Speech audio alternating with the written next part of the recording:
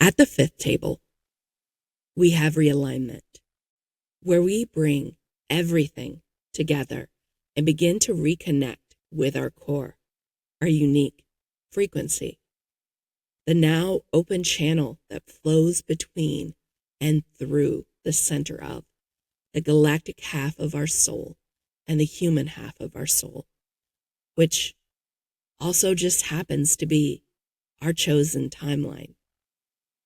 Another healing and freeing transition, but in a different context, because the two halves of our soul are already vibing together in greater resonance.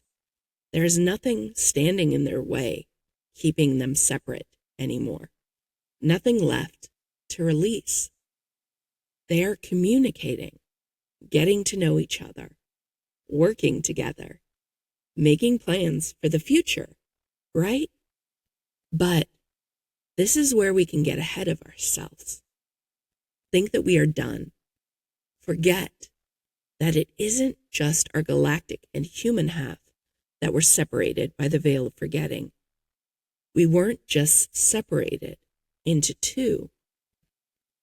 That during the process of separation of our soul's first descension into a human body, our being was separated into layers, into bodies, almost like our consciousness was stretched out on our souls and our rainbow columns way down.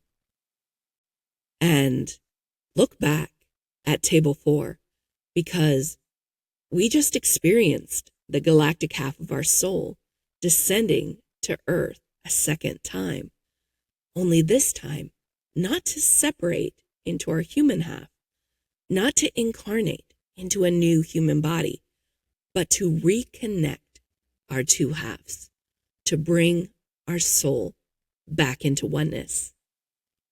It's almost like we repeated the process, but in reverse. So of course, the layers, the bodies lying along our rainbow column need to be recalibrated and brought back into alignment with each other, into alignment with all these connections and shifts, and into alignment with our core frequency, our balance point, our 0 point, and the timeline chosen by our soul, deviated from upon entering the veil of forgetting, and now ready to be returned to.